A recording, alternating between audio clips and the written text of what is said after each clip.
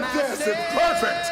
Chicago is perfect. Just like witches at Black WarGames Masses. is fast approaching as we go into Survivor Series, so I thought I'd run down my top 4 WarGames from WCW/NWA.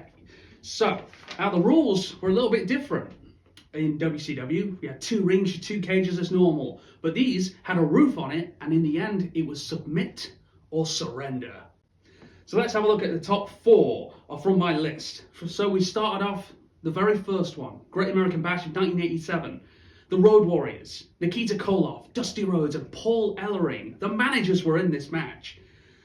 And they defeated the 4 horsemen of Ric Flair, Arn Anderson, Lex Luger, Tully Blanchard, and J.J. Dillon. Managers inside this demonic structure. It was insane. And the highlight for me, that was the highlight for me. The managers, they were inside the cage too, getting absolutely battered by these monsters of men. And we know what they looked like in the 80s. These guys were monsters. And the finish of the match was very much J.J. Dillon was being hammered and hammered by every superstar going until he was battered and surrendered the match. In number 2, we go back to the Great American Bash of 1989. The Road Warriors are back in the cage with the Midnight Express and Dr. Death Steve Williams as they beat the fabulous Freebirds and the Samoan SWAT team. And the highlight for me, I have to say, was Hawk from the Road Warriors coming in absolutely cleaning house in this match. And he finished the match with a hanging neck breaker to Garvin, causing the submission.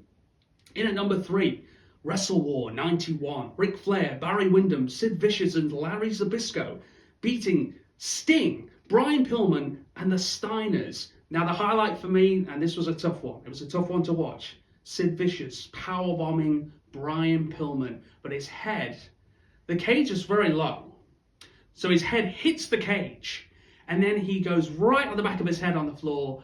But did Sid Vicious stop there? No.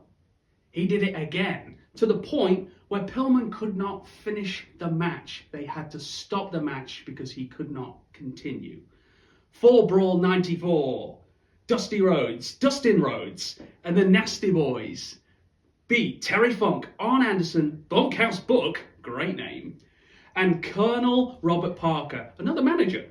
And the highlight for me had to be Dusty Rhodes as the Nasty Boy. It was an amazing image, and him coming in, cleaning house, bionic elbows everywhere. And the finish had Dusty Rhodes locking in the figure 4 on Parker, causing the submission victory. It was a true honor to watch these WCW, NWA, WarGames matches. These matches created history, and it set the standard for what the WWE would do in today. Thank you for joining me at looking some of these history of the NWA and WCW as we head into this year's WarGames.